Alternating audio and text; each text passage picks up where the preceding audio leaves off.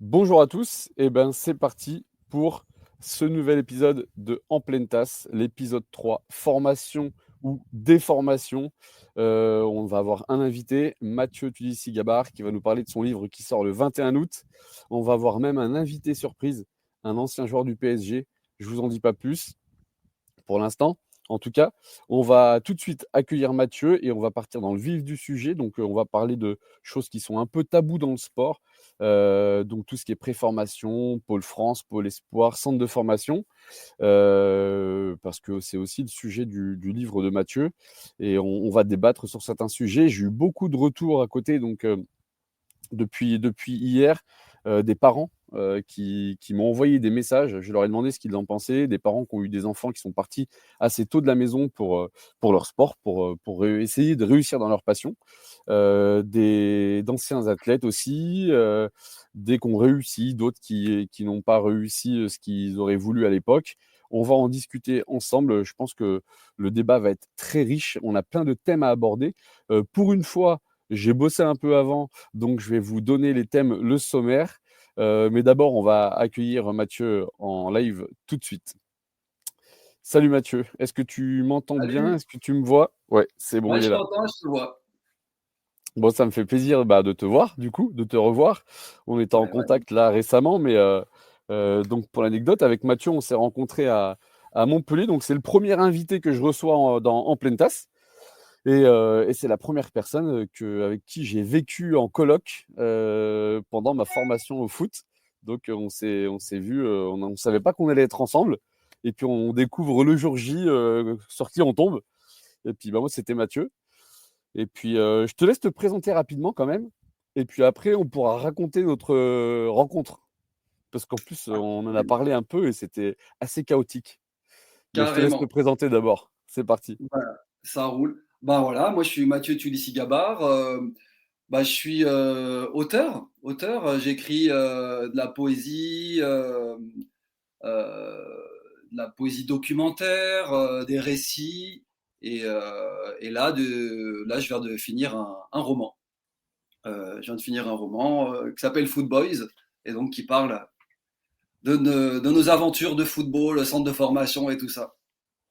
C'est ça. Donc, qui ont été riches en plein de choses. Et du coup, ouais, on va commencer par notre rencontre. Parce que c'est vrai que quand on est arrivé au centre, on arrive, tout change pour nous, tout notre environnement change. On est transféré dans un autre club, donc nouveau club, nouveau partenaire, nouveau milieu de vie. Moi, j'étais déjà parti de chez moi parce que j'ai fait un centre de préformation avant. Mais pour toi, c'était nouveau, je crois, déjà, de partir de chez toi. Ouais, c'était nouveau. Moi, je suis parti à 15 ans. Je suis parti à 15 ans. J'ai failli partir à 13 ans. J'ai failli partir à Saint-Étienne à 13 ans. Ouais, je me Mais souviens. à l'époque, mes parents et mon entraîneur m'ont conseillé de ne pas partir si jeune, d'attendre, de vivre un peu ma jeunesse en me disant qu'il y aurait d'autres clubs qui sûrement voudraient me recruter. Et donc j'étais dans un tout petit club au FC Garches. Ils m'ont fait jouer, mon entraîneur m'a trouvé une place, m'a allé me faire jouer au FC Versailles. Et du coup, et d'ailleurs, au FC Versailles, j'ai joué avec Ben Arfa et tout ça, qui venait de Clairefontaine le week-end jouer avec nous. Exact, ouais, exact. Et du coup, donc ouais, moi j'étais parti à 13 ans. Donc j'ai fait un centre de préformation à Vichy avant. Et on se retrouve donc à Montpellier. Et puis on se retrouve dans la même chambre. Donc on ne se connaît pas. On vient d'univers un peu différents. Moi j'ai connu un peu le fait de vivre qu'avec des garçons, en concurrence 24-24, à devoir se battre tous les jours pour s'imposer un peu. J'étais déjà devenu un peu un animal, un peu agressif, un peu une grosse carapace très épaisse. Et est-ce que tu peux me dire un peu, tu sais, on en a déjà parlé beaucoup et je sais que ça me touchait beaucoup de parler de ça, mais tu peux me raconter un peu justement comment ça s'est passé pour toi, ton arrivée au centre de formation? Bah ouais, ouais, ouais, ouais. Bah justement, ce que tu dis, on en a carrément. Dans le livre, justement, ça en parle quoi de tout ça. C'est assez fort ce que t'en dis. Et bah moi, en fait, je suis arrivé. Bah déjà, on nous met dans une chambre sans choisir avec qui. Donc je me retrouve avec toi. Et donc mon arrivée, bah on va parler du coup avec toi quoi. Enfin moi, ça a été un peu compliqué parce que c'est ça. Je me suis dit, waouh, waouh, il est violent, il est agressif, c'est chaud. On s'embrouillait. Je me rappelle, on s'est embrouillé pendant Ah, deux, trois mois. On s'insultait et tout ça quoi. on faisait que ça, ouais, ouais. Et moi, j'avais pas l'habitude de ça. J'arrivais de mon cocon familial, tout tranquille, mes copains, mes copines. Tu vois, c'était tranquille, quoi. Et donc, ouais, c'était assez violent pour moi. Mais ceci dit, au bout de 3 mois, en tout cas dans notre rapport à tous les deux, je me rappelle, il y a eu un switch. Après, on était les meilleurs potes du monde, on faisait que des blagues. Mais voilà, arrivé hyper compliqué de ce côté-là, en tout cas. Puis après aussi, l'isolement, l'entraînement physique, enfin plein d'autres trucs dont on parlera tout à l'heure, quoi. Mais Ouais, je vais vous passer un peu le sommaire, mais on va juste pour finir sur au moins cette rencontre. C'est vrai que du coup, moi de mon côté, comment je l'ai vécu, bah moi j'étais super content de tomber sur un mec comme toi parce que je me suis dit putain, il a l'air assez cool, limite même fragile, tu vois. Et du coup, ben moi, je préférais parce que j'en avais marre de tomber sur des durs tout le temps. Où c'est un peu comme quand on arrive en prison un peu. C'est assez spécial, même si ça en a pas l'air, parce qu'on est assez gâté, on a tout. Les dotations, les baskets, les survêtements, tout ça. Alors ça, c'est dans le foot, dans le monde du foot, hein. C'est pas pareil dans tous les sports. Je sais bien. Mais nous, on arrive dans des trucs. Alors c'est gratuit.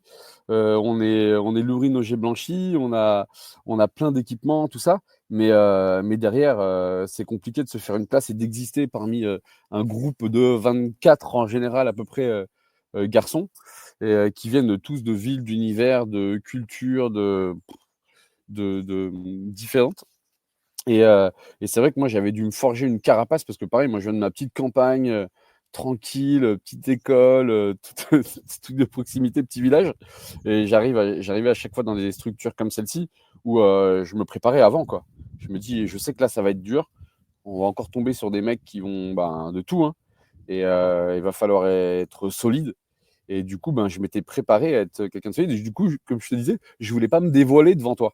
Je voulais que tu en saches le moins possible parce que on sait que le savoir est une arme et plus tu en sais de moi, plus tu es armé contre moi. Et je sais que je voulais t'en donner le moins possible. Je voulais pas que tu vois qui je suis vraiment pour pas que tu puisses me dominer au bout d'un moment, en fait. C'est un peu spécial, quoi. Et, euh, et après, c'est passé. Après, on a commencé à s'apprivoiser un peu. complètement. Mais moi, je comprends, du coup, après l'interview qu'on a faite et tout ça, et les entretiens et les discussions qu'on a eues, ton arrivée à Vichy, tu arrivais, toi, de ta campagne, tranquille aussi, ça allait à l'école. Et ce qui t'est arrivé à Vichy, là, tu le dis d'ailleurs, hein, tu as dû enclencher ton instinct de survie. Enfin, c'était le combat, que ce soit dans la structure de préformation ou même à l'école. La violence subie par Ah ouais. l'institution scolaire, tout ça. Et donc, du coup, a posteriori, je comprends maintenant toute cette violence avec laquelle t'es arrivé, quoi, et cette armure, quoi. Et c'est pour ça qu'on est là aujourd'hui, c'est pour vous préparer. Préparer les parents, préparer les athlètes qui nous regardent. Alors, je sais qu'il y a pas mal de parents, pas mal d'athlètes de sports différents. Donc, nous, on va parler plus du monde du football, mais tout ce qui est. Alors, j'accompagne des athlètes dans des pôles, que ce soit judo, gym, plein de sports différents. Et donc, il y a pas mal de choses assez similaires. Donc, tout le monde va se retrouver. Et je pense que moi, ton livre. Il me parle parce que je pense que les gens sont mal informés. Aussi, je le vois dans la préparation mentale. Les gens sont mal informés. Il faut les informer parce que sinon, s'ils ne savent pas ce que c'est, ils ne vont pas faire appel à la préparation mentale. Et c'est pareil pour les centres de formation ou pour la réussite des jeunes. On rêve que nos jeunes réussissent, que nos enfants réussissent parce qu'ils sont passionnés, etc. Mais par où il faut passer et dans quelles conditions. Donc là, je vais faire défiler un peu le sommaire. Donc, on va parler de l'éducation. Quelle éducation sans les parents? Donc, on va partir à 13 ans. L'éducation, elle n'est pas encore, elle est pas encore finie, pas encore faite. On a encore besoin de nos parents. Moi, j'avais encore un doudou quand je suis parti de chez moi. Et on a peine à le croire.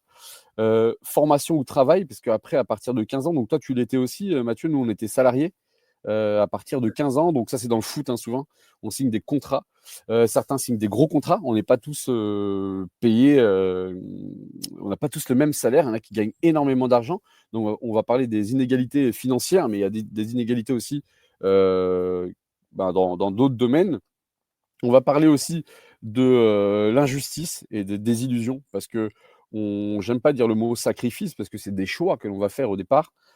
Si on voit ça comme des sacrifices, c'est que finalement, on sait déjà qu'on va souffrir. Mais on sacrifie un petit peu notre adolescence, finalement, et pour beaucoup de désillusions, il y en a très peu qui réussissent, ça on le sait, les chiffres le disent. Et donc on va parler de ça. Ensuite, être gardé ou viré. Donc c'est un peu la suite. On se dit tout le temps, est-ce que tu vas être gardé? Est-ce que tu vas être gardé? Ben, on verra. Et puis viré, dans quelles conditions? On va en parler aussi, c'est pas toujours très propre. Ensuite, environnement et encadrement à la hauteur, point d'interrogation. Donc, est-ce que les coachs, est-ce que les éducateurs, est-ce que les gens qui nous encadrent, qui encadrent vos enfants, qui nous encadrent, nous, athlètes, sont à la hauteur? Est-ce que l'environnement permet vraiment la formation? On parle de formation, de pôle espoir, donc on met de l'espoir sur les jeunes. Et est-ce que les mots et bon, reflètent vraiment la situation? Ensuite, addiction, perte de sens, dépression, tentative de suicide. Suicide même. On connaît des cas, on connaît, des situations dans lesquelles où on allait jusque-là. Alors c'est pas une généralité, hein, bien entendu, c'est pas une généralité, mais ça arrive et je pense que c'est des sujets qui sont un peu tabous, on n'en parle pas et il faut en parler. Et enfin, l'éducation sexuelle. L'éducation sexuelle en centre de formation, honnêtement, c'est une catastrophe. Tu as une partie de ton livre qui en parle. Hem On reviendra dessus parce qu'il faut en parler. Les parents doivent savoir et les athlètes doivent savoir aussi avant d'y aller. Donc on va revenir sur tout ça. C'est parti avec, Mathieu Tulissi-Gabard, auteur de Foot Boys, qui sort le 21 août, C'est donc ça. bientôt. Là, c'est Eh une ouais. exclue là. Merci Mathieu d'avoir accepté l'invitation et on Ah, va ça fait lancer du plaisir. coup le débat. N'oubliez pas que vous pouvez, communiquer avec nous en live. Je vois qu'il y a beaucoup de gens connectés déjà. On a déjà des commentaires. Donc n'hésitez pas à nous poser des questions, à nous donner votre avis aussi. J'ai reçu des messages de parents, donc je ne citerai pas forcément les noms, je ne sais pas si je peux les citer, mais du coup, leur avis si on a le temps. On va avoir un deuxième invité, s'il arrive à se connecter, un ancien joueur du PSG qui a été au centre de formation du PSG, qui pourra aussi nous en dire plus. Donc là, on a une grosse émission. C'est parti avec quelle éducation sans les parents? Alors, je ne sais plus à quel endroit tu en parles dans ton livre. Alors déjà, vous pouvez réagir en commentaire. Comment, en tant que parent, est-ce qu'on se pose déjà cette question quand notre enfant part en pôle? On sait qu'on va plus le voir. Alors certains rentrent le week-end et en général vers 13-14, on rentre le week-end. Après, on rentre plus le week-end. On rentre que pour les vacances. Euh, Est-ce que c'est une question à se poser? Et donc, ça dépend aussi les vacances, du rythme de vacances. Tu vois, moi, je me suis entretenu après le livre avec, par exemple, Samuel Molina, qui venait de Toulouse et qui était au centre de formation de Bastia. Je me rappelle une année, lui, il était seul. Ses parents n'avaient pas de trajet avion payé jusqu'à Bastia. Et lui, il était juste rentré aux vacances de Noël dans l'année, une seule fois. Waouh, ouais. Donc, tu vois, il y a des situations pareilles, il y a des inégalités de situation en fonction des centres de formation aussi. Du coup, ce qui me fait, en fait, sans les parents, moi, le premier truc auquel je pense, c'est vraiment, il y a une tendance dans les parents à faire une confiance aveugle dans les institutions. Ouais, En tout cas, moi, il faut quand même que je contextualise. Je parle d'un moment, c'était il y a 20 ans. C'est les centres de ouais, formation il y a 20 ans. Je ne sais pas exactement comment c'est actuellement, mais c'est bien du coup de pouvoir comparer, voir un petit peu. Mais donc, faire attention à vraiment ne pas s'abandonner totalement à l'institution et ne pas laisser son enfant dans les mains d'une institution qui, la plupart du temps, de ce que j'ai entendu, de ce que j'entends, est défaillante de toute manière. Euh, le soin des enfants n'est pas assez pris en compte. Donc, premier truc, c'est l'isolement. Sans les parents, donc tu te retrouves isolé dans un lieu où il n'y a que des hommes qui s'occupent de toi et des hommes pas ou peu formés. Nous, la personne qui s'occupait de nous, ben, c'était notre coach. Et l'institution mettait le coach aussi dans une position d'isolement, lui aussi. C'est-à-dire quelqu'un de pas ou peu formé qui s'occupe de gamins et qui doit du coup jouer le rôle de coach, de psy. Alors de le jouer de psy, finalement, il ne le jouait pas, parce qu'il faut parler aussi d'éducation là-bas aussi. Il y a une sorte de. C'est que des hommes, donc fatalement, je fais une généralité, même s'il y a des cas où c'est pas comme ça, mais il y a une forme d'handicap émotionnel, de difficulté à communiquer. Et avec le coach, c'était très compliqué. Ça marchait pas mal à base de menaces, humiliation, c'était autoritaire. moi, quand je suis parti du centre de formation, il y avait un truc, je me suis dit, c'était à l'armée, quoi. C'était l'armée, c'était le service Ouais. militaire. Donc, et sans les parents, bah, tu te retrouves un petit peu. Je pense qu'un des enjeux, c'est que les parents restent en contact, cultivent une communication très forte avec les enfants, quitte à s'entourer de psy à côté pour faire le lien. Je pense qu'il y a un enjeu. Il y a même des parents qui se déplacent avec les enfants dans la ville du centre de formation. Ouais, ouais. J'ai eu le cas récemment où un jeune partait en centre de formation. Les parents, alors, ont pu le faire. Ils ont préféré déménager dans la ville où il y avait le centre de formation. Alors, voilà, parce que leur métier le permettait, etc. Mais c'est pas tout le monde qui a ce luxe. Totalement. Moi, c'est ce que je me dis quand je pense à mes enfants qui veulent. Alors, je voulais pas, mais bon, ils veulent être pros. Bon, voilà, donc je vais pas leur Totalité. empêcher de réaliser leurs rêves. Donc, Ah je ouais, suis bien obligé sûr. de les accompagner là-dedans. Et si, alors il y en a deux et la petite, donc on se dit bon bah ouais, déménager c'est bien, mais est-ce qu'on pourra suivre les trois? Bon, on ne sait pas, on verra. Mais ouais, tu parlais donc d'attachement, de communication. Euh, Moi, il y a un truc qui m'avait choqué finalement avec du recul, c'est que je m'étais attaché à mon coach finalement. Pour moi, c'était mon deuxième papa. En fait, je le voyais plus que mes parents. En fait, c'est ça qui est fou. En fait. C'est que tu vois plus ton coach que tes parents. Tu vois plus tes potes que tes frères et sœurs. Bah, tes potes, qui peuvent être aussi tes ennemis, en fait. C'est ça qui est un peu dingue aussi. Alors là, on est dans un monde d'hommes dans le foot. Dans d'autres, c'est un monde féminin aussi. Dans d'autres sports, plus féminin. Il y en a où c'est plus mitigé. Mais c'est vrai que c'est souvent soit que des hommes, soit que des femmes. Souvent. Euh, on reviendra sur les diplômes et le fait qu'ils soient formés ou pas. Mais on peut parler des multitâches déjà. Donc ouais, comme tu dis, ben, pour moi, c'était mon deuxième papa, mon entraîneur, parce que je me rappelle, il m'avait. Alors, c'est arrivé que 2 fois dans l'année, je crois, où il prenait les bulletins et il nous prenait en entretien chacun notre tour, le coach. Donc, c'est le coach, ton coach de foot, ton entraîneur, qui prenait les bulletins et qui te disait, ouais, là, regarde tes appréciations, machin, nanani, nanana. Je me rappelle, il me dit, ouais, qu'est-ce que tu veux pour l'avenir? Comme si déjà, il savait que j'allais pas être gardé, peut-être, ou je sais pas. Bref, tu te poses plein de questions. C'est pas la bonne personne pour te dire ça, je trouve. Tu peux cacher plein de choses à tes parents. Pas les notes, mais tu peux cacher d'autres choses, des heures de colle, tu peux cacher plein de trucs. Alors peut-être plus maintenant, mais je sais qu'on cachait plein de trucs. On avait le droit de sortir quelques heures les samedis. Tu te rappelles, c'était le samedi, on avait 3 heures quand on jouait le Ouais. dimanche. 3 heures de permission. 3 heures de permission, c'est ça. Si on rentrait trop tard, la porte sonnait et le pion venait, mais il se passait des trucs. Ben le... En fait, on est dans un environnement qui, pour moi, est pas propice du tout à la réussite parce que le pion, il buvait, tu te rappelles, il buvait en cachette, donc des fois, il avait bu, donc ça aurait pu mal tourner, forcément. Après, donc il y avait du chantage avec le pion, c'était comme un peu, c'est comme en prison en fait. Il y en a qui donnaient un peu d'argent parce qu'il y en a qui gagnaient beaucoup d'argent au centre. Et puis qui du coup avaient le droit de sortir, donc ils enlevaient la sonnerie.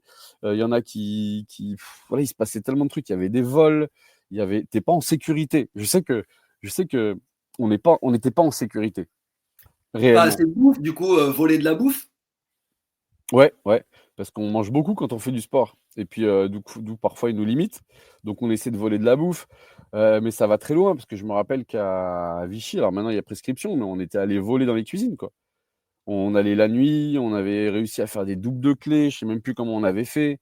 On piquait, bah, on allait piquer tout ce qu'on pouvait, quoi. On les mettait dans nos placards, on faisait des réserves. Donc dès qu'on finissait pas nos repas et tout, on faisait des réserves dans nos placards pour, on Du sait pain et jamais, du jus quoi, ça peut d'orange. arriver. Voilà. Après, on allait voler les autres quand on n'avait plus assez, on allait voler dans les autres chambres, ou alors on se faisait voler dans nos chambres. Là, de 13 à 14, nous les 2 ans, on était en chambre individuelle. Mais après, on était bah, à deux ou au centre. Tu te rappelles les vols? C'était horrible ça. Je sais que Ouais, toi, tu ouais. ramenais pas mal de trucs par rapport à tes allergies, etc. Ah ouais. Tu étais un précurseur du bio déjà, je me Et rappelle. grâce à ma mère qui avait mené une lutte et soutenue par mon père et tout ça pour instaurer du bio dans les repas quoi. Et elle avait réussi quoi à instaurer un Ah, peu de parce bio. que ils nous vidaient les placards, forcément. On devait manger correctement et il y en a plein qui ramenaient des gâteaux, des trucs, bah, Ouais. pas On me piquait pour tous les mes fruits secs. sportifs. On me piquait tous mes fruits secs. J'étais dégoûté. Et du coup, ouais, quand il y en a un qui est pas dans la chambre et qu'il y a que le deuxième, il y en a qui rentrent, il y a les plus grands qui mettent pression, qui te piquent des trucs ou qui te ouais, ça, c'est, un peu de la ouais, il y a du harcèlement, il y a plein de trucs, en fait. Ouais, On s'en rend pas ouais, compte sur le coup, hein. On trouve ça normal, on croit que c'est normal. ouais, et puis on Donc le on dit le pas. f ouais, on le dit pas et on refait pareil après. Je sais que pendant un moment, j'étais le plus vieux du centre. La dernière année où j'y étais, parce que je suis né en janvier, donc j'étais le plus âgé du centre et je faisais pareil avec les nouveaux, avec les jeunes. Je leur mettais pression, j'avais tout ce que je voulais quasiment. Ou Ouais. alors je me les mettais dans la poche un petit peu, je les tchatchais un peu et puis, il y en a qui me rapportaient, de la bouffe quand j'avais besoin, il y en a qui me mais voilà, c'est Et un peu le des trucs violents parce que moi, tu sais, je me rappelle être revenu de vacances, il n'y avait plus mon matelas dans ma chambre. Et en fait, ben, deux gars que je ne nommerai pas, je leur en veux encore, tu vois. Enfin, il y a un truc, tu ah ouais, vois. ouais, je me rappelle. On m'avait piqué le matelas pour aller, bah, alors, je sais pas comment le dire en des termes, mais en tout cas, ils avaient ramené une meuf et ils avaient eu des relations sexuelles avec cette meuf sur mon matelas dans leur chambre. Ils m'avaient pas ramené le matelas. Du coup, je suis revenu, il est où? Je suis allé le chercher dans leur chambre et j'ai rien dit.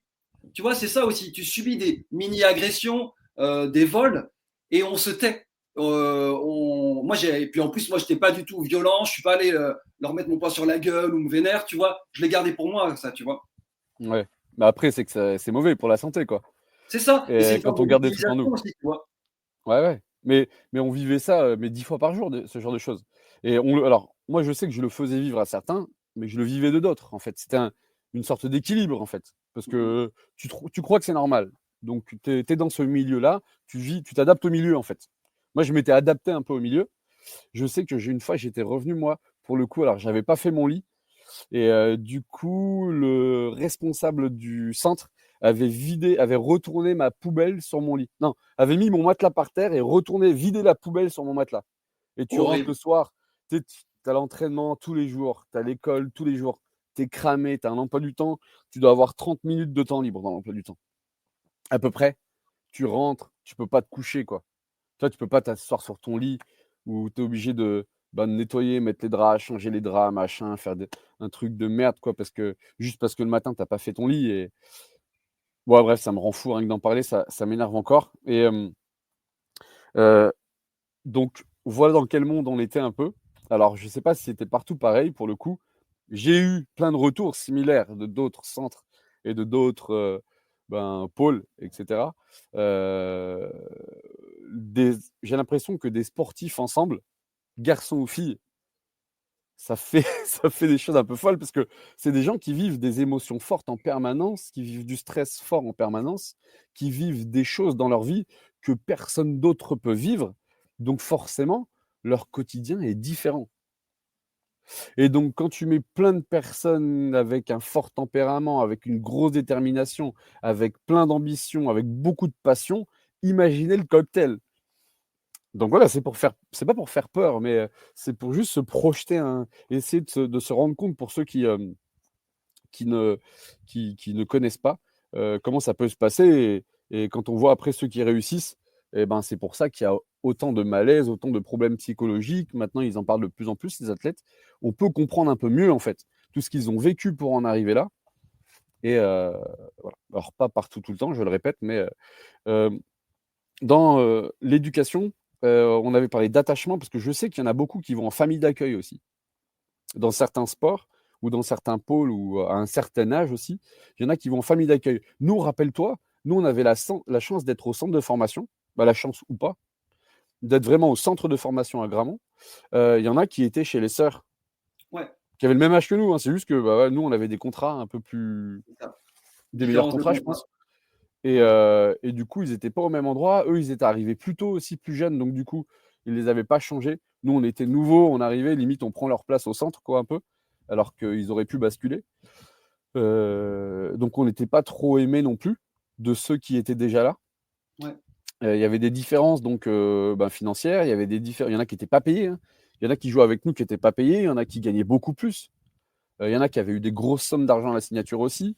Il y en a qui vivaient encore chez leurs parents parce qu'ils étaient de Montpellier. Donc on était vraiment, il y avait plein d'univers différents.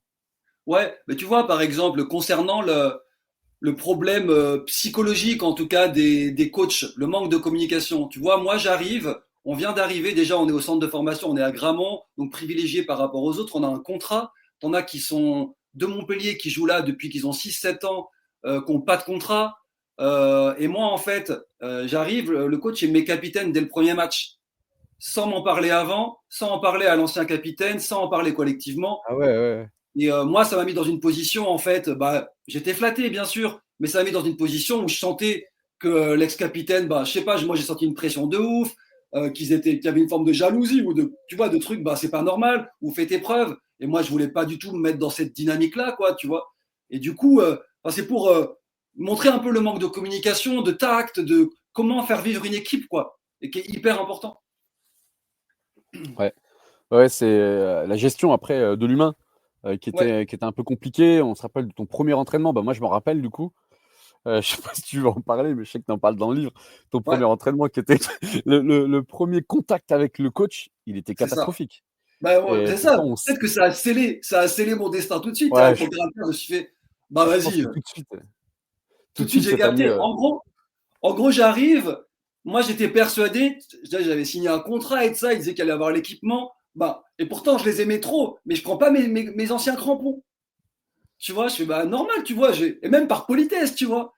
Et j'arrive, et les crampons n'avaient pas été livrés à temps à Montpellier. Donc déjà, grosse erreur de l'institution. Tu vois, c'est la rentrée, on est là, ils nous accueillent, il n'y a pas les crampons. Déjà, c'est des nazes. Mais bon, moi je le dis pas à ce moment-là, je suis là tranquille, je fais ah ouais coach, j'ai pas mes crampons et tout ça. Et il me fait, je sais plus, je l'écris dans le livre, mais il me dit mais quoi, mais c'est pas normal, tu crois que tout va te tomber dans la bouche? Comment on fait maintenant? Vas-y, tu t'entraînes en basket. Oui, il y a ce truc de. Parce qu'on sait qu'on arrive, on a 15 ans, on est payé, on est en pleine adolescence, on commence à se la raconter. Forcément, tu as un petit logo d'un club pro sur le cœur, là. Il y en a beaucoup qui ont tendance, je l'ai fait, hein, à se la raconter un peu, hein. Et, euh, et forcément, en fait, les premières choses qu'ils veulent nous faire, c'est nous rabaisser un peu pour pas qu'on prenne la grosse tête. Mais finalement, ils nous fracassent, en fait. Et Totalement. ils essaient de nous laisser les pieds sur terre, mais en fait, plutôt que de nous reposer les pieds sur le terre, ils nous tapent sur la tête pour ça, pour bien nous enfoncer dans le sol. Ils nous Je pense. violentent, ils nous humilient et ils nous agressent pour ce Ouais, faire. ouais, Il y a bien d'autres ouais, manières de ramener les pieds sur terre à un enfant. bien sûr, parce qu'on a encore des enfants. Tu fais bien de le signaler. Euh, je Et je sais pas si voulais, on je peut en voulais parler, mais vas-y, ouais. Rémi, je voulais faire un truc, peut-être on va en reparler tout à l'heure, mais du rapport du coach avec, tu sais, tu dis que tu le considérais comme ton second papa. Ouais. Est-ce que c'est le moment d'en parler ou tu veux qu'on en parle plus tard? Vas-y, on peut, ouais, vas-y. Ouais. Tu sais, il y a dans le livre, il y a Antonin. Donc Antonin, c'est un collègue à nous, un pote maintenant, mais qui était gardien à Montpellier, et qui Ouais. parle à la fin de son passage dans le livre, qui parle d'une sorte de syndrome de Stockholm. C'est-à-dire qu'il souffrait beaucoup de l'institution, de l'entraîneur et tout ça, et en même temps, il disait qu'il les admirait énormément. Et tu vois ce que tu racontes, toi, avec le coach, là, cet épisode-là, avec toi, en fait, quand il dit mais tu veux faire quoi dans la vie? Je me rappelle, il dit tu veux être comme ton père, tu veux être ouvrier comme ton père ou un truc comme ça. Ouais. Pareil, c'est Exact. une manière de Et, te, et de, là, de je me te mets à chialer violer. direct, quoi. Et ouais, mais c'est ça, et tu chiales. Pourquoi tu chiales? Enfin, c'est du mépris pour ton père, pour le boulot de ton daron, c'est une manière de rabaisser toi et ta famille pour. Et du coup, l'effet que ça fait aussi, et c'est ouf que l'effet, qu'il y ait un effet, et je le comprends très bien sur les gamins, c'est lui mon papa maintenant. Enfin, il y a un truc, tu vois, d'une violence, d'un mépris pour les autres. Et du coup, ça crée, comme le formule Antonin, une forme, alors à des échelles qu'il Oui, faut bien bien sûr. considérer, une forme de syndrome de Stockholm. Et Avec ça des aussi, il nuances. faut être Ouais. vigilant avec ça, quoi. Ouais, parce que c'est vrai que quand on en parle là, ça paraît super violent, super invivable.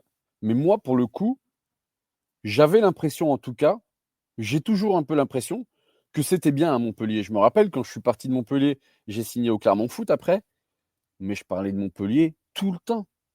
Mais donc de la ville, évidemment, du style qu'on avait là-bas, qu'ils n'avaient pas forcément à Clermont, je sais pas, des terrains, de mes potes, du niveau, de tout en fait. Tout était bien, l'entraînement qui était incroyable, je sais pas, pour moi Montpellier c'était le paradis, c'était le paradis. Alors que là j'ai rien dit du paradis, on est d'accord.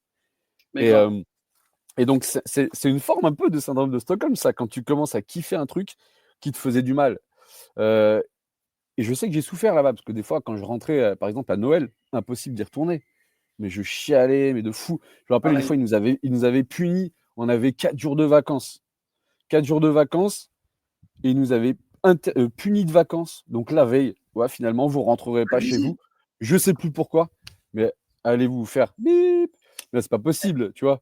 On Mais rentrait Rémi, jamais tu chez sais, nous. c'est pour ça que je dis, mais aux gamins et aux joueurs, je veux dire, il faut se syndicaliser, quoi. Enfin, je veux dire, il faut que les gamins puissent aussi se créer des collectifs pour empêcher. C'est inadmissible de le punir de vacances. Et même les parents. Enfin, il faut se regrouper, tu vois, dans les sortes, contre les institutions pour dire non, non, c'est pas possible. Vous n'avez pas le droit de nous punir de vacances et on va les prendre nos vacances. Sinon, ben, on joue pas. Enfin, tu vois, il y a aussi un truc, un rapport de pouvoir à Et là, avoir contre l'institution. tu vois, on en vient après, bah, dans le football, c'est Neisna, quand ils sont pas descendus du bus, Ouais, bravo, tu vois. franchement, Donc, tout le ouf. monde critique et tout, mais je pense que parfois, il faut savoir se faire entendre aussi. Et donc après, je dis pas que je suis d'accord ou pas avec ce qu'ils ont fait. Ils auraient dû Moi, aller pour le plus coup, loin. j'ai jamais été d'accord avec ça, pour le coup, parce que tu te dis, en fait, non, de l'extérieur, on se dit, ouais, les mecs, ils gagnent des millions, machin, machin, machin. Il y en a qui crèvent de faim. Oui, oui. Mais en fait, je pense qu'il faut toujours voir les choses par rapport à ton niveau de vie à ce moment-là, par rapport à la situation que tu vis. C'est sûr que quelqu'un qui crève de faim, déjà, il sera pas dans le bus en Coupe du Monde, déjà. Donc, c'est pas comparable du tout. Et bref, là, je m'éparpille, mais ouais, la grève, tout ça, c'est un droit. Du coup, après, il y a l'UNFP qui s'occupe des bah, c'est plus pour le monde du football professionnel, mais Ouais. on avait eu des réunions, je crois, mais qui informent les joueurs sous contrat de toutes leurs possibilités. Ils travaillent avec des juristes et tout ça. Il y a Cédric Cambon, je crois, qui travaille à l'UNFP maintenant, Ouais. qui était avec Ah, nous dans notre génération 86. moi, je Euh, l'adore, Cédric Cambron, c'est trop un pote. Mais moi, par rapport à l'UNFP, je trouve ça hallucinant qu'il n'y ait qu'un seul syndicat de footballeurs qui existe. C'est hallucinant. Il faudrait qu'il y en ait d'autres, des syndicats beaucoup plus. Enfin, tu vois, des syndicats un peu plus à gauche, des syndicats qui défendent beaucoup plus les joueurs, même des joueurs qui créent leur propre syndicat.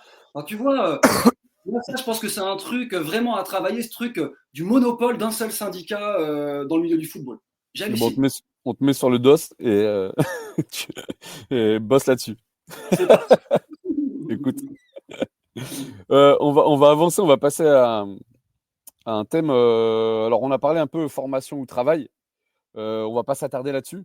Mais c'est vrai que du coup, finalement, quand on t'interdit de vacances, quand tu fais école, foot, que tu t'arrêtes pas, alors, quand on parle de contrat aussi, il faut savoir que dans le foot, alors ça se passe pas trop dans les autres sports, mais il faut savoir que dans le foot, très jeune, donc on le voit même dans des petits clubs, hein, moi je suis dans le Vergne, dans un département un petit.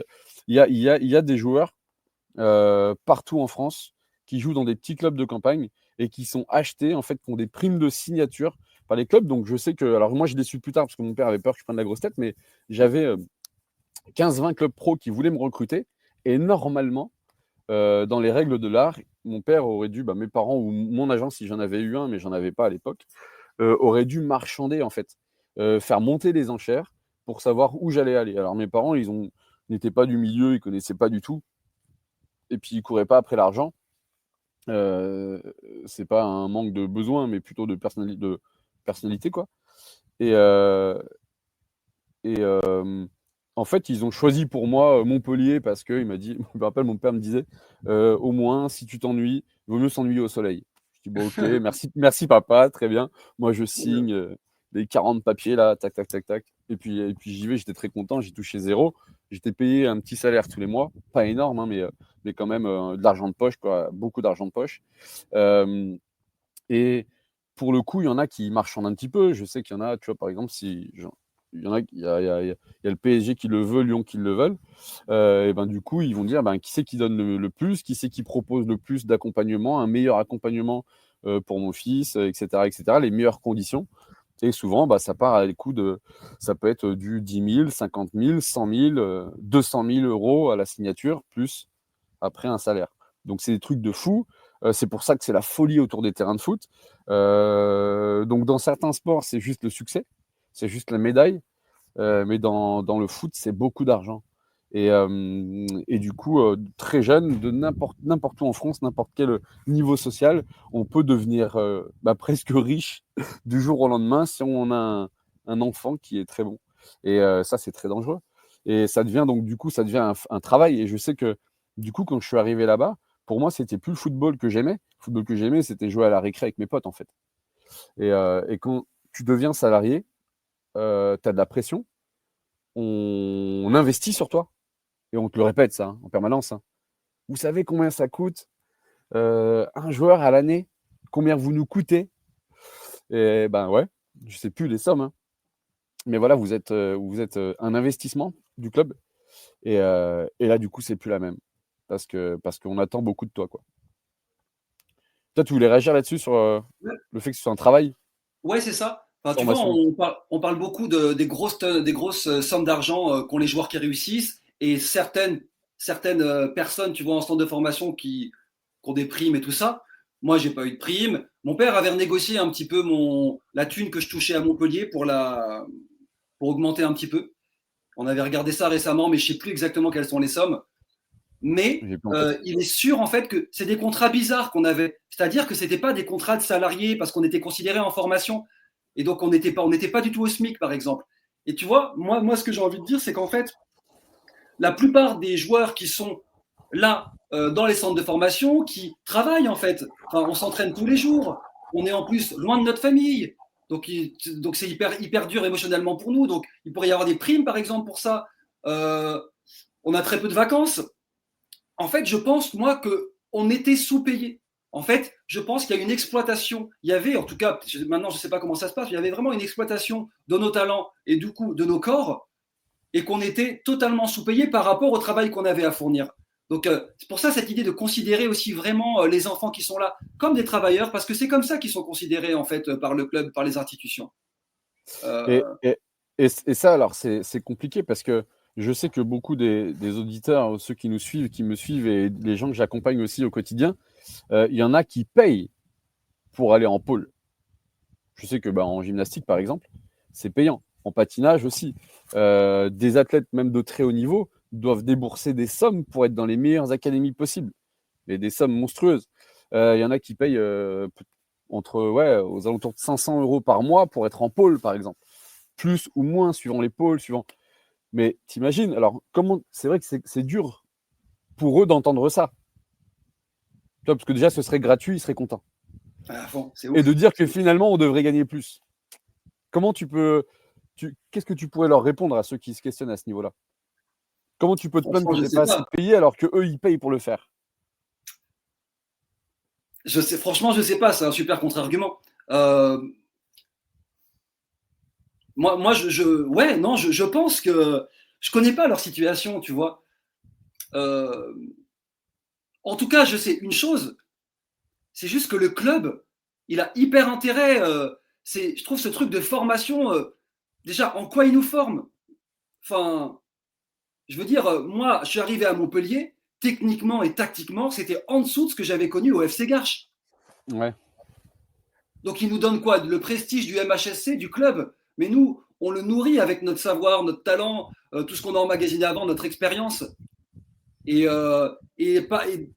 voilà, c'est juste ce que je veux dire. Après, je sais pas, quand tu décides, toi, d'aller payer une formation, euh, peut-être que tu considères un peu plus, tu regardes un peu plus quelle est la formation, ce qu'elle va t'apporter.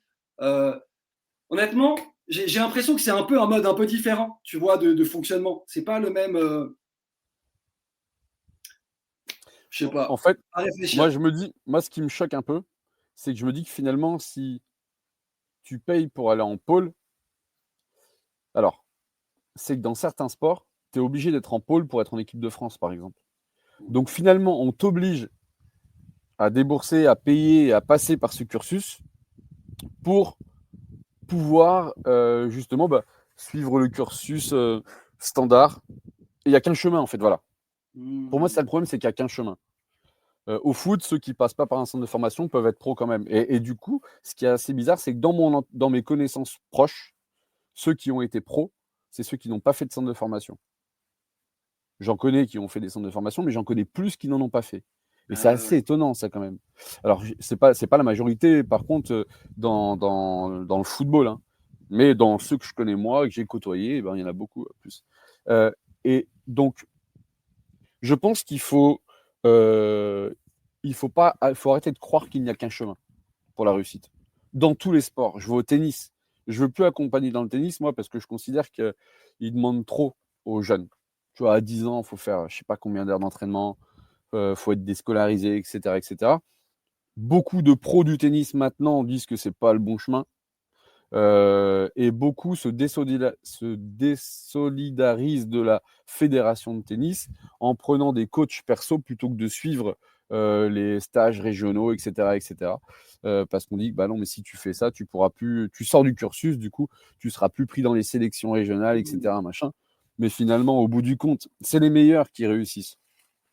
Tu vois, si tu es bon, si tu es dans un équilibre, un contexte familial au top, tu peux gérer les heures d'entraînement parce que c'est pas ceux qui s'entraînent le plus qui réussissent. Et ça, faut le sortir de la tête des gens. C'est ceux qui s'entraînent le mieux. Et quand les gens l'auront compris, ça va changer beaucoup de choses dans beaucoup de sports. Magnifique. Peut-être qu'on va regagner des tournois au tennis, peut-être au bout d'un moment. Peut-être qu'on va, tu vois, qu'on va être meilleur dans plein de sports, mais c'est pas ceux qui s'entraînent le plus qui réussissent. Ça, c'est ce qu'on veut mettre dans la tête. Hein? Il y a Atman qui a failli gagner à Cincinnati, là. Ouais. Mais après, j'aimerais bien suivre. Justement, je sais pas si. Mais je sais qu'il y a de plus en plus de pros qui se désolidarisent de la Fédé, qui ont des coachs perso. Alors, ils peuvent se le permettre. Hein. Et je pense que dans beaucoup de sports, bah, je le vois dans beaucoup de sports, c'est le financier qui sélectionne avant tout. Et nos plus grands athlètes, eh ben, alors il y en a qui le méritent largement, mais il y en a d'autres, ils réussissent peut-être parce que certains ont dû abandonner. J'en ai connu qui ont abandonné leur carrière avant des JO, tout simplement parce qu'ils ne pouvaient pas se payer le billet pour aller faire les championnats du monde en Australie, par exemple, ou en Nouvelle-Zélande, ou je ne sais pas où. Ah ouais. Voilà. Bon, bref, c'est un problème d'argent, de politique. Bah ouais, complètement. Et puis pour la formation, du coup, ce que je me dis dans les autres domaines, peut-être le questionnement, c'est en fait que ces formations, dans les autres sports et ça, qui sont payantes, ne devraient pas être payantes. Il pourrait pouvoir y avoir des aides pour que ces formations soient gratuites et que ce soit équilibré dans tous les sports, qu'il n'y ait pas un sport phare comme le foot qui soit en haut de tout, quoi. Enfin, je veux dire que c'est la la politique communauté. du pays, ça. Comment? Parce qu'après, il y a des fédés qui n'ont pas d'argent, qui ne peuvent pas payer un pôle. Tu imagines l'argent que ça coûte, ça, à l'année? La fédé de foot, elle est riche, donc elle peut se permettre de faire ça. Mais les autres fédés, ils ne peuvent pas. Donc, ben voilà, c'est ça. Tu es obligé de payer. Hein. Il faudrait équilibrer les budgets, il faudrait donner des aides pour qu'il y ait une égalité dans tous les sports, quoi. Très clairement. Est-ce que tu es d'accord pour dire que la France n'est pas un pays de sport, du coup? Ah, ça, je sais pas. Je sais pas. Moi, je pense que ça dépend de ce que ça veut dire un pays de sport. Parce que j'en parlais avec qui la dernière fois? Je pense que la France est un pays où on a accès au sport. Donc, c'est un pays de sport dans ce sens où on a accès à plein de sports. Dans plein de petits villages, tu as un city-stade où tu peux faire du hand, du foot, du basket, un peu d'escalade, un peu de trucs. Bref, dans plein de villages. Dans toutes les villes de France, tu as des city-stades, tu as des structures. On peut tout faire un peu n'importe où. Par contre, donc oui, c'est un pays de sport dans le sens où on a accès au sport, mais c'est pas un pays de sport pour avoir des champions. Du tout. On n'est pas dans la performance. Alors, si on est dans le sport santé, c'est très bien, sport loisir aussi, mais ne dites pas que c'est un pays de sport pour la performance en tout cas. Pour moi, c'est pas possible, c'est pas le cas. Je vais juste faire une petite pause pour répondre à des commentaires de Rest Focus, où il nous dit, donc on revient un petit peu en arrière, c'est un univers violent, d'après ce que vous dites. Est-ce que vos parents venaient régulièrement vous voir pendant votre formation et est-ce que vos parents avaient remarqué ces dérives? Moi, je sais qu'ils avaient le droit. Ils avaient le droit à un voyage payé par le club et une chambre d'hôtel, du coup, une fois par mois.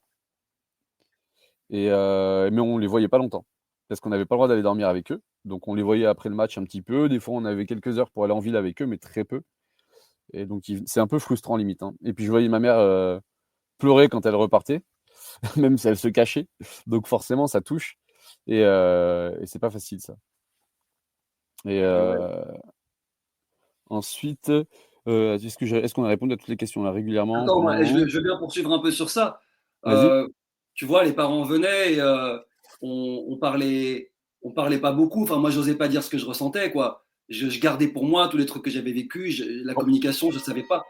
on veut protéger nos parents un peu, Exactement. Et tu vois, tu je me vois? rappelle, enfin, tu vois, dans le livre, par exemple, il y a tout le moment où tu parles, toi, au centre de préformation de Vichy, avec toute, c'est quand même, il y avait des, comment dire, tous les soirs, il y avait des jeux dans le parc où vous vous tapiez et tout Des ça. chasses à l'homme et tout, ouais.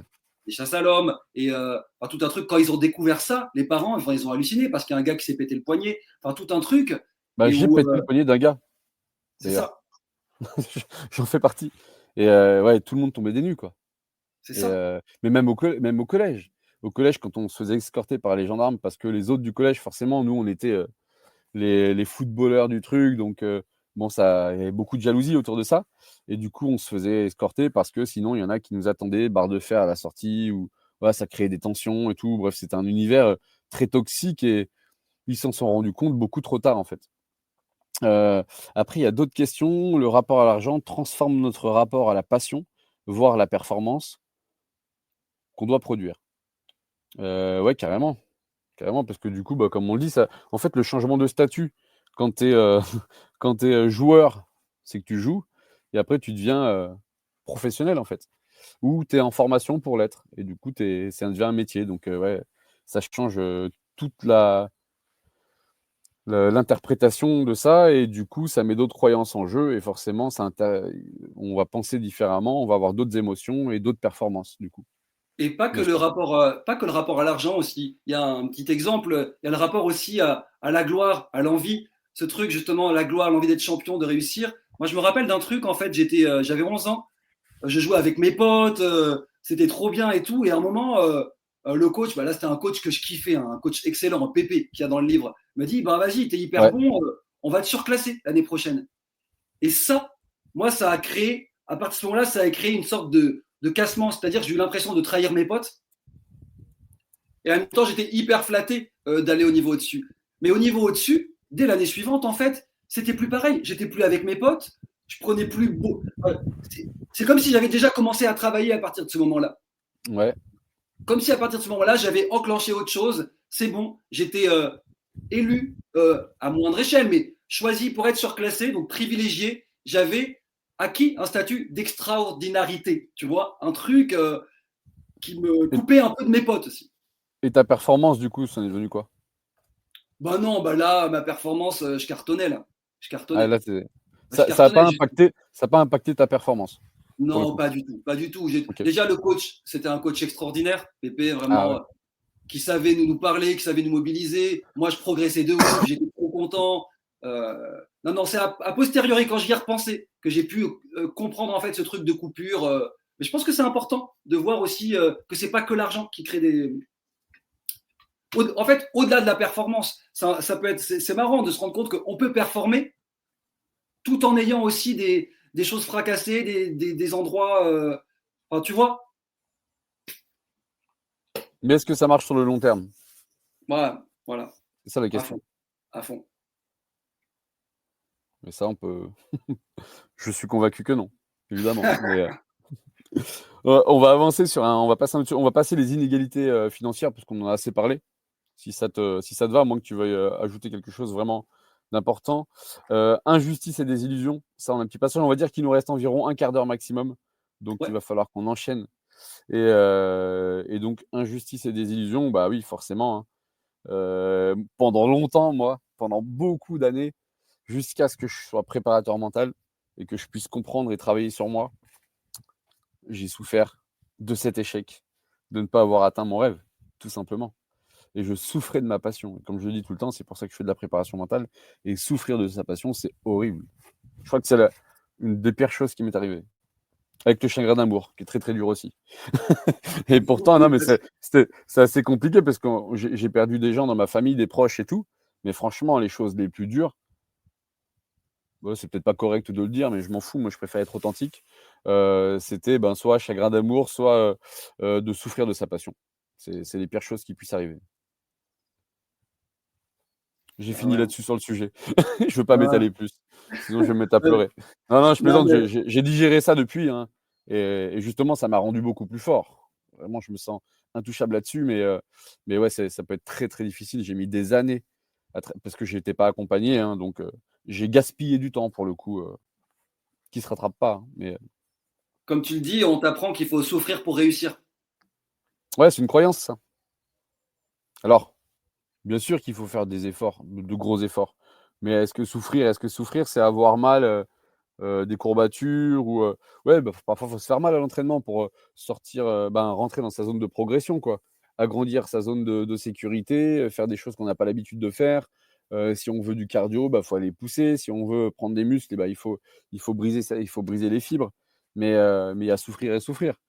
Qu'est-ce qui est supportable? Il y a la souffrance physique, il y a la souffrance psychologique et on sait que nous, en tout cas, moi je le sais, mais c'est ce que j'explique souvent, c'est que nous, l'humain est armé pour répondre à la souffrance, physique.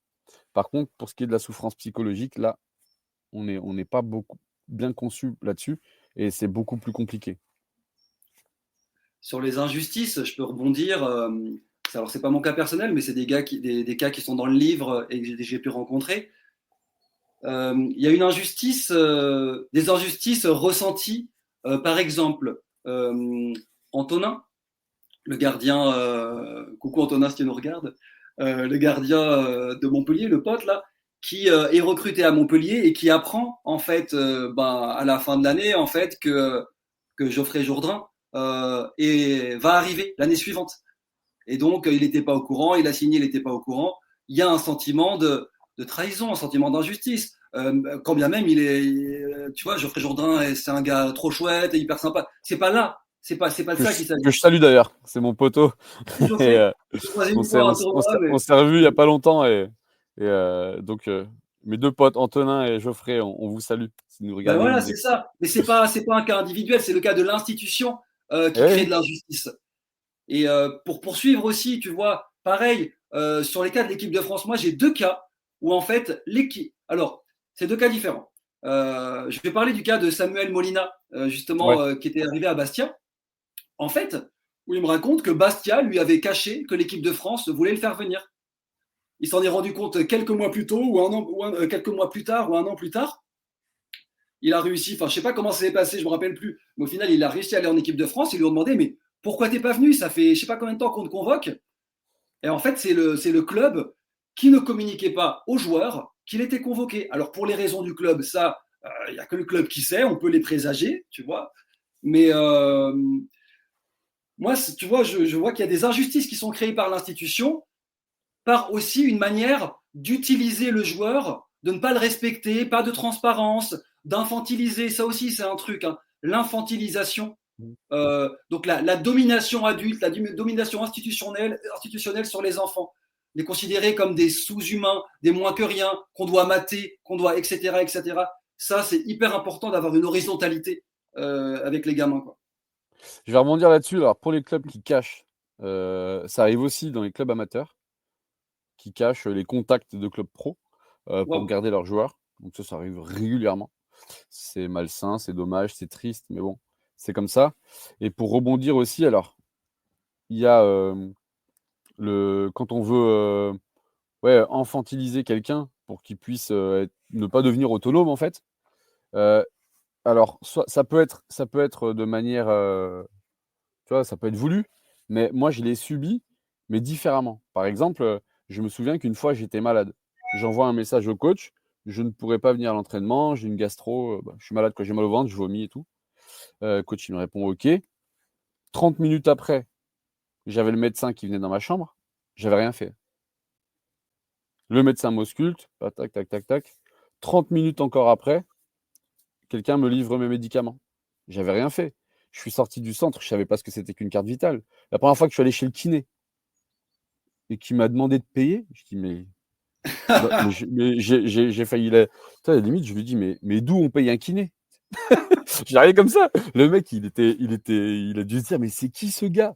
Et en fait, tellement que on veut te mettre dans le confort, on veut te mettre dans le confort, on veut, voilà, je sais que pour laver mon linge, te rappelles, on déposait notre panière, et puis je sais plus le nom de la femme, qui on mettait notre panière, je sais plus, sous le bureau, je crois, ou je sais plus où, bref.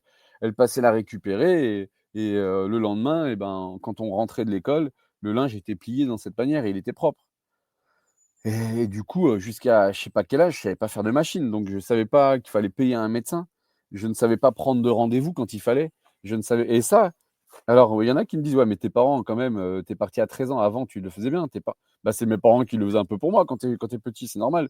Et après, en fait, c'est plus la priorité d'éduquer là-dessus, en fait. Donc j'en veux pas à mes parents de pas m'avoir dit, bien sûr qu'ils me l'ont dit, mais sauf qu'on t'éduque pas là-dessus parce que c'est pas la priorité, parce que tu les vois quasiment jamais. Et quand tu vois ta famille ou quand tu vois les gens que tu aimes, et cetera, on va pas te dire: «Eh ben, écoute, une carte vitale, c'est fait pour ça, voilà.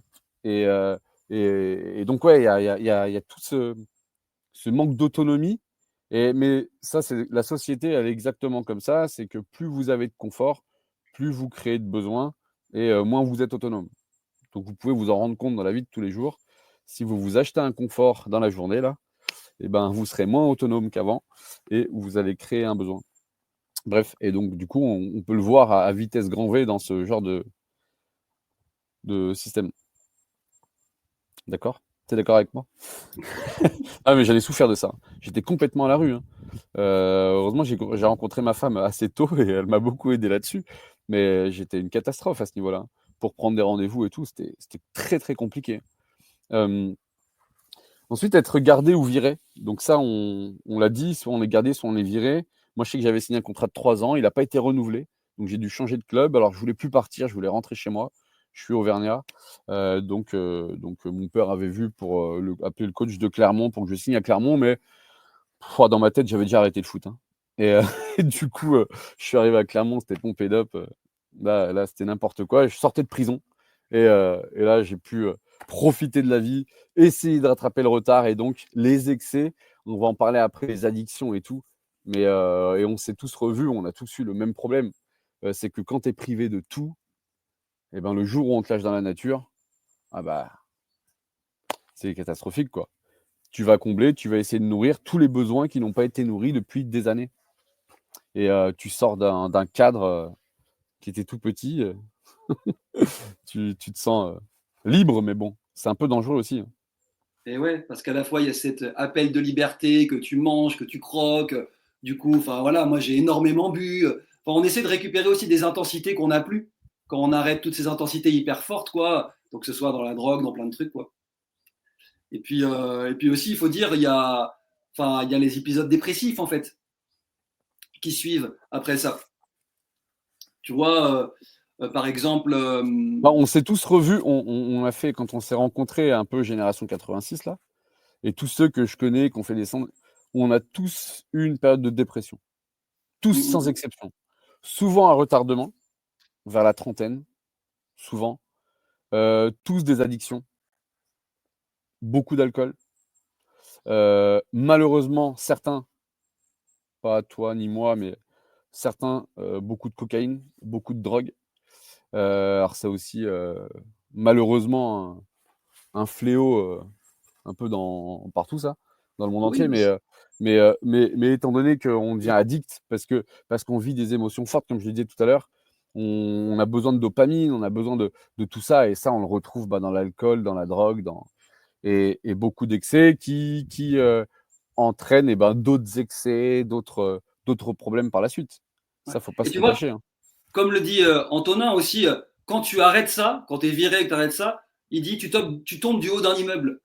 Mais en effet, parce qu'on est mis sur un piédestal, nous-mêmes, on a des rêves Ouais, très très hauts. Moi, j'étais persuadé que j'allais gagner la Coupe du Monde. Franchement, c'était mon rêve, c'était clair. Quand tu n'as plus ça, ben, tu tombes d'hyper haut, quoi. Moi, c'est moi qui ai décidé de partir. Pour d'autres, ils ont été virés. Mais au final, c'est moi qui me suis fait tomber du haut de l'immeuble, quoi. Enfin, tu vois. ouais. C'est Et content, peut-être on aussi t'en vas-y, vas-y. pour le garder ou virer, peut-être dire aussi, tu vois, le mépris des institutions, des clubs et tout ça, quand ils virent les gamins. Tu vois, il y a l'exemple, par exemple, de Lucas, qui est dans le livre. Coucou Lucas, poteau, qui était capitaine, qui était à Montpellier depuis l'âge de 5-6 ans et qui, à 18 ans, la veille du bac, donc le gamin, il allait passer ses examens et tout ça, il se fait virer par Montpellier. Déjà, il n'était pas payé, alors que tous Ah les oui. autres enseignants de formation étaient payés parce que lui, il habitait à Montpellier, donc déjà, inégalité de ouf. Et viré comme un moins que rien, le responsable n'était même pas là. Et pour Lucas, tu vois, qui est quelqu'un d'honneur, quoi, tu vois, qui est quelqu'un, ça a été, mais il a vécu ça comme comme un mépris de ouf, quoi. Ouais, c'est cata. Je me rappelle, moi, quand ils me l'ont dit, bah, quand il me l'a dit, le coach, en C'est plus, tu rien. arrives à la période, tu es gardé ou tu es viré. Tu vois, tu arrives à la période où tout le monde se pose la question. Toi, ils vont te garder à ton avis. Tac. Bon, ceux qui sont gardés, ils le savent un peu à l'avance. Toi, si on t'a rien dit, tu sais que c'est mort, hein. Et je crois que le coach m'avait dit de passer dans le vestiaire après l'entraînement. Donc, je vais dans son vestiaire, dans le vestiaire des éducateurs. Donc, c'est-à-dire qu'il y avait les éducateurs des autres catégories. Et j'étais debout, lui, il était assis en train de délasser ses chaussures. Et il me dit, ouais, bon, ben, comme tu t'en doutes, tu vois, pour l'année prochaine, ouais, il y aura pas, on va pas te proposer quoi que ce soit. Est-ce que, après, bon, bah, il s'est, par politesse ou par, est-ce que tu as retrouvé quelque chose, tout ça. Bon, moi, je savais déjà un peu, parce qu'il me faisait plus jouer, le coach, l'autre coach. Et j'avais dit, putain, je ne pouvais pas le voir en plus. Mais je ne vais pas le citer, parce que j'ai pas envie de lui faire de la pub non plus. Et, et je lui dis, ouais, de toute façon, moi, je vais à la Clermont, j'ai signé, bah, je suis déjà en lien avec le club et tout, et c'est bon, j'ai trouvé. Donc, limite, un peu rassuré et tout, mais il s'en foutait en vrai. Il s'en foutait. Et voilà. Mais bref, je ne vais pas m'étendre là-dessus non plus. Il faut qu'on enchaîne. Normalement, on a fini. On va Aïe, continuer aïe, encore aïe. un tout petit peu. Donc, addiction, perte de sens, dépression, tentative de suicide. Il y a eu des cas de suicide, c'est arrivé. Ouais, Bah, c'est toi qui m'en a parlé d'ailleurs. ouais. Bah, c'est dans un Il y a- reportage. C'est ça. Bah, il y a eu deux cas. Moi, il y a quelques années, un pote, bon, Que l'on je vais connaît. pas trop dire parce qu'il voulait pas trop en parler, Deux cas mais qu'on en tout connaît. cas, comment? Deux cas que l'on connaît, parce qu'il y en a d'autres. Aussi, C'est où ça. ça a influencé aussi ça. Donc un pote de pote, en fait, qui sortit du centre de formation, arrivait pas à se relever de ça, et du coup, au final, un an ou deux plus tard, il s'est suicidé, quoi. Il s'est suicidé parce qu'il ne digérait pas le fait de pas avoir réussi dans le foot, quoi. Pareil, Et on a le cas de récemment Olivier Dacour, il y a un extrait en fait dans une émission là sur internet, ça se retrouve, et où il parle en fait, lui c'était dans le centre de formation, dans sa chambre, hyper dur. Son pote à lui, alors je sais pas il l'explique dans le truc, je sais pas parce que c'est pas son pote était pas gardé pour la saison suivante ou je sais plus quoi, mais en tout cas il s'est suicidé dans la chambre, quoi, tu vois. voilà, c'est dingue. Donc voilà, il faut dire que ça peut en arriver à ces extrémités là, etc. Mais Alors, pas et tout. puis quand ça va pas jusque-là, ça veut pas dire qu'on n'est pas impacté. Parce qu'il y en a, il y a des problèmes au niveau de la nutrition, il y a des problèmes. En fait, voilà, on a parlé des addictions, mais il y a aussi tout ce qu'on se prive, il y a l'auto-sabotage. Après, derrière, des gens qui n'arrivent pas à évoluer après cette période et qui restent bloqués dans la déception. Donc les sportifs comme les autres d'ailleurs. Ouais, Et je vais quand même dire quelque chose à ce niveau-là, parce que j'ai été confronté à ça avec, quand je suis parti à Clermont, je me souviens. Et là, je fais une généralité parce qu'on était beaucoup. Et depuis, j'ai beaucoup travaillé sur le sujet et beaucoup demandé, côtoyé, questionné des anciens potes ou des gens et tout. Et la plupart, je ne peux pas donner de pourcentage exact, hein, mais plus de 50% en tout cas, j'ai envie de dire 80, largement plus que 50 en tout cas, parce que dans ma tête, on était tous à être comme ça. C'est qu'à un moment de notre vie, donc moi c'était après Montpellier à Clermont, on s'est dit que le suicide était la seule solution. Donc désolé, c'est des mots forts, hein, et je m'en suis remis depuis très correctement, je peux en parler justement correctement, mais ouais, donc je sais que c'est arrivé à des gens qui nous écoutent. Et tu arrives à un moment où tu te dis, tu tombes, ouais, tu tombes de cet immeuble-là. Je ne sais pas comment tu disais tout à l'heure, mais en fait, tu atterris dans un autre monde, en fait. Moi, le monde dans lequel on vit maintenant, pour moi, c'était pas mon monde, en fait. Je viens d'un autre monde et j'étais incompris par tout le monde. Tout ce que je faisais, on me disait, ouais, mais toi, tu te la racontes. Toi, tu es comme tu t'habilles et tout. J'avais un autre style, parce que je m'assumais, j'avais confiance en moi, en fait. Et c'était un problème face à des gens qui n'avaient pas confiance en eux. Ça, c'est un truc que j'ai vécu, ça. J'ai voulu me mettre à leur hauteur. Et du coup, j'ai perdu toute confiance en moi. Je suis devenu comme eux. Sauf que moi, j'allais bien, en fait. C'est eux qui n'allaient pas bien. Et, euh, et c'est là, après, que ça a duré plusieurs années et que j'ai ensuite fait une dépression. Et, mais pendant un moment, ouais, la seule issue, c'était le suicide. Je me suis dit, putain, j'aurais plus de ouais, problème comme ça. ouais, Tu vois, ouais. c'est fini. tous les problèmes, tous les trucs et tout, mon mal-être, je l'aurais plus. Et ça, malheureusement, on en parlait avec nos potes. On se disait, putain, est-ce qu'on fait un suicide collectif? Qu'est-ce qu'on fait? Toi aussi, t'es dans la merde. Toi aussi, t'es mal. À Toi ce aussi, tu moment-là, vas pas bien. Et c'est compliqué. Ouais. Et je pense qu'il faut en parler de ça, tu vois. Parce à que fond.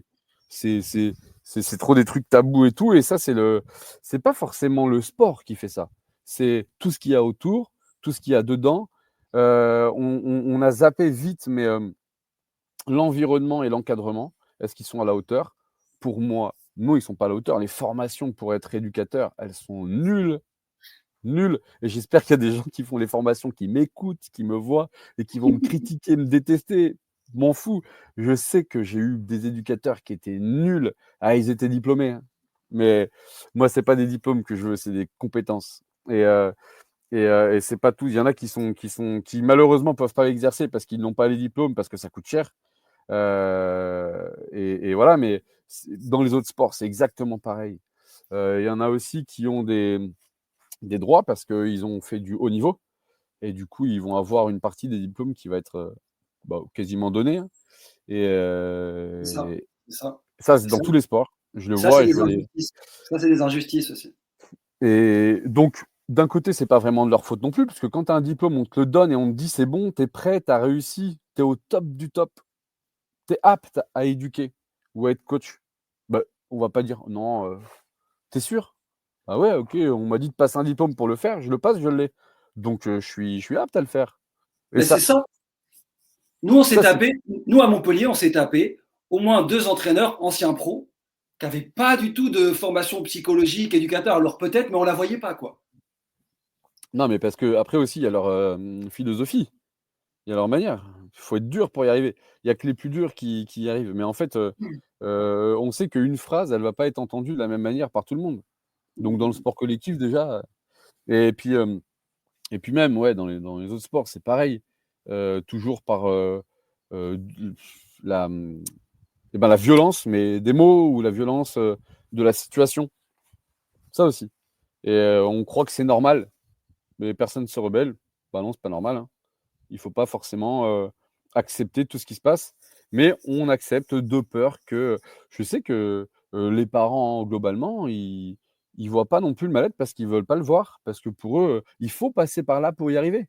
Même les athlètes eux-mêmes se disent: «Il faut passer par là pour y arriver». Complètement. Il faut souffrir pour être beau, tu vois? Ces expressions de merde. Il faut souffrir pour être beau. C'est de la merde ça. Ça c'est On dit ça aux petites filles, tu imagines? Eh bah, ouais, faut mettre des talons, tu auras mal aux pieds, mais bon, faut souffrir pour être belle, ma grande. Ouais, voilà, bah, c'est pareil un peu partout et ça, je déteste. Donc on va passer cette étape et on s'approche de la fin. On va devoir arrêter, mais je voulais pas qu'on arrête sans parler de l'éducation sexuelle parce que ça aussi, c'est un sujet tabou. Et imaginez, des ados en groupe, pour, l'éducation sexuelle, ça se prend pas, que à l'école, ça se prend pas que. Alors il y a des cours maintenant, mais c'est un peu délicat. Tu en parles, tu as un passage dans ton livre. Je reviens juste sur les commentaires quand même, sur Rest Focus PM. Donc le tennis, c'est un bon exemple sur le choix des différents chemins pour y arriver. Ouais, de plus en plus. Une question: avez-vous un suivi psychologique dans vos centres de formation? Alors non, il y avait pas de suivi psychologique, il y avait rien. Maintenant, il y a des préparateurs mentaux ou des psychologues du sport. J'en ai beaucoup qui voient des psys, mais qui veulent plus voir de psy parce qu'ils considèrent que ça sert à rien aussi. Ça arrive. Il y en a beaucoup qui se confient pas aux psychologues du sport ou aux préparateurs mentaux des clubs. Ils ont peur qu'il y ait des fuites, même si logiquement, il y en a pas ou devrait pas y en avoir, mais on ne sait jamais, c'est leur parole, hein. Je réponds à la place des autres, parce que j'en ai beaucoup qui ont des préparateurs mentaux dans leur club, mais qui font appel à moi en dehors pour avoir quelque chose de perso. Je suis prof de tennis, mais avant tout, avant d'entraîner, je suis déjà un éducateur sportif avant d'être un. Mince, j'arrive pas à lire, j'ai un truc qui me. Avant d'être un entraîneur, hyper important. Ah oui, voilà, ok. Éducateur, et du coup, dans le mot, ouais, éduquer. Donc, c'est normal, on leur donne le rôle d'éduquer aux éducateurs en plus. Et du coup, ils ont ça sur les épaules. Mais c'est quoi éduquer? Comment éduquer? Est-ce que c'est en phase avec ce que les parents attendent aussi? Et je pense qu'il faut un lien. On parlait de communication au début. Je pense qu'il ne faut pas briser ce lien et suivre de très près tout ce qui se passe et garder une communication avec l'athlète comme avec le coach quand on est parent, et puis vice-versa pour le reste. On finit là-dessus. Si tu veux dire un ou deux mots sur justement ce passage de ton livre qui, pour moi, est un passage clé parce que personne ne le sait, tout simplement. Bah ouais, bah ouais, tout simplement. Ouais, ouais, bah c'est tout ce qui concerne l'éducation sexuelle. Dans le livre, c'est Thomas qui en parle. Et ben écoute, c'est des passages en fait où il y a ben bah, les mots vont être crus quoi, mais en préformation en On va fait faire tous les attention, on va faire attention un peu pour les mots, mais vas-y. Non, vas-y. alors tous les soirs et presque tous les soirs, c'est masturbation collective dans dans des lieux où dans des salles de classe, ils chopent des cassettes, ils les regardent. Alors il y a tous les trucs, tout le monde se voit et tout ça, comment faire. Enfin c'est hyper gênant. Enfin un truc moi aussi je dois le faire. Donc ça commence comme ça et puis après il y a le moment beaucoup plus dur où les gamins commencent à ramener des meufs dans le centre de formation. Et ça, donc c'est des pratiques. Alors, moi, je pense, en fait, il aurait fallu, moi, dans le livre, mais j'ai pas pensé à le faire, demander aux premières concernées comment elles l'ont vécu. Parce qu'on ne sait pas, en fait. Ouais. En tout cas, c'est des pratiques. Dans un monde patriarcal, on peut et on doit considérer que c'est des pratiques au moins, à minima, de violence sexuelle, quoi. Et que ce soit, en fait, pour les gars qui eux-mêmes se retrouvent à plusieurs dans ces situations-là et à pas savoir quoi faire et aller, et surtout pour les meufs en fait qui se retrouvent à une meuf pour cinq. Alors voilà, comme je dis, il faut bien sûr toujours demander aux premières concernées parce qu'il peut y avoir des vécus différents et tout ça. Mais en tout Alors, cas, voilà ce qui se passe dans le livre, quoi. pour appuyer tes propos, j'ai pu voir ce passage et j'ai vécu et j'ai vu des situations similaires à ce que tu racontes. Donc, c'est pas un cas isolé, ça, c'est Ok. clair. C'est même pire, j'ai envie de dire, de nos jours, dans certains centres de formation de très grands clubs français, où il y a des retours. Un enfant qui va là-dedans, il peut pas ressortir normal, hein. C'est pas possible. Et pour, donc tu parlais des ben, en fait, donc pour les athlètes dont tu parles et pour l'entourage, donc du coup les filles qui pouvaient venir au centre, ou d'autres, en fait, elles trouvent ça normal aussi elles, parce qu'elles sont en pleine éducation. Donc elles, comme les athlètes, ça s'est toujours passé en groupe ou de telle ou telle manière. Hem, Tu apprends ça, ben, comme beaucoup maintenant de jeunes, hein, tu apprends ça dans les films, tu apprends ça, avec tes potes et du coup, il y a pas ce dialogue avec les parents, c'est pas possible parce qu'ils sont pas là et tu en parles pas au téléphone si tu es pas en face d'eux. Compliqué, c'est différent en tout cas, tu oses pas le faire et du coup, ben, ça crée des situations, qui sont un peu absurdes parfois, qui sont, heu, comment dire? Je trouve même pas les mots, mais qui sont pas standards quoi, qui sont pas normales, hein. Mais tout paraît normal. Bah, comme la manière de s'adresser aux jeunes quand tu es entraîneur, comme la situation. En fait, tout paraît normal. Tout le monde fait comme si c'était normal, à tous les niveaux du coup. Et mais on se rend pas compte, du coup, on peut pas sortir de tout ça et se rendre compte que c'est pas normal. On peut pas prendre de recul. On n'y arrive pas. Et on sait pas Et qu'il faut en prendre. surtout, mais c'est ça, parce qu'on est enfant et il faut surtout dire, faut pas individualiser les cas et dire que c'est les gamins qui sont déconnants et tout ça. C'est l'institution elle-même qui met les gamins dans une situation de violence et qui leur permet, qui leur donne le cadre pour faire ce genre de pratiques violentes. Ah bah, c'est sûr que le cadre, il est pas propice pour que tout se passe correctement et pour avoir une éducation, je parle pas que sexuelle là, hein, je parle, une Totalement. éducation, bah, on va dire, normée quoi. Et où sont les normes, hein? Bien sûr, ça c'est mais en tout cas, pas celles que les parents là, ils ont tous la même, voilà. Ils viennent tous d'univers différents, de cultures différentes et cetera, mais ils ont tous la même éducation, pour le coup. Ils sont tous dans le même panier, ils avancent tous de la même manière et ça crée des dégâts différents après, du coup, aussi. Parce que tous, vont pas, après retourner dans un environnement propice à, une situation qui redevient un peu normale, se réintégrer dans la vie sociale, se réintégrer dans la vie normale. Hem, c'est pas tous qui peuvent le faire après, qui vont être entourés pour ça. Donc Mhm. forcément, il y a des dérives, hein, c'est sûr, hein. Et des sportifs de haut niveau, après je crache pas sur les je crache pas sur les sportifs de haut niveau, au contraire, mais Là, je parle de tous les sports, hein. Tous les sports confondus, notamment au JO d'ailleurs. Quand il y a des soirées avec des athlètes, c'est tout dans l'excès, hein. Alors après, ça dépend après à quel âge ils ont, à quel niveau ils sont, et puis ce qu'ils vont avoir comme entraînement après ou s'ils ont des vacances. Mais ça peut vite être des soirées avec beaucoup d'excès, quoi. Mais grave, mais Et le sujet des violences sexistes et sexuelles dans les centres de formation, c'est un gros sujet. Déjà dans notre société, mais dans les centres de formation encore, c'est vraiment un gros sujet.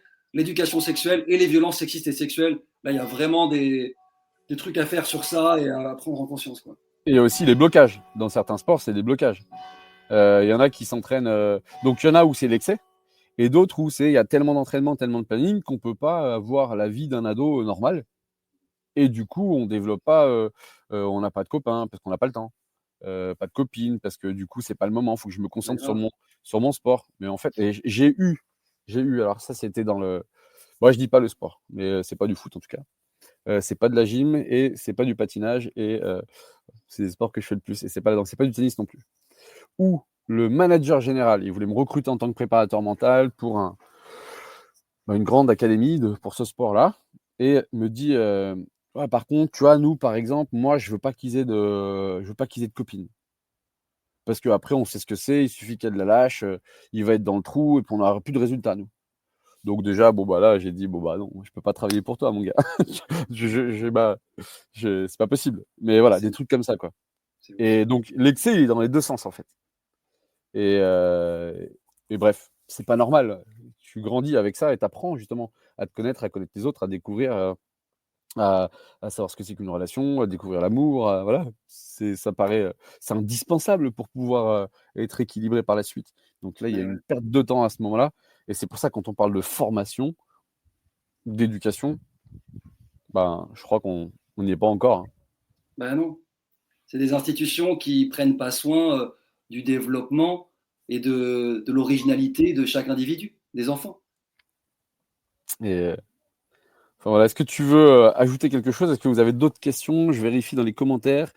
Non, c'est bon, il n'y a pas de commentaires supplémentaires, à moins que ce ne soit pas chargé encore.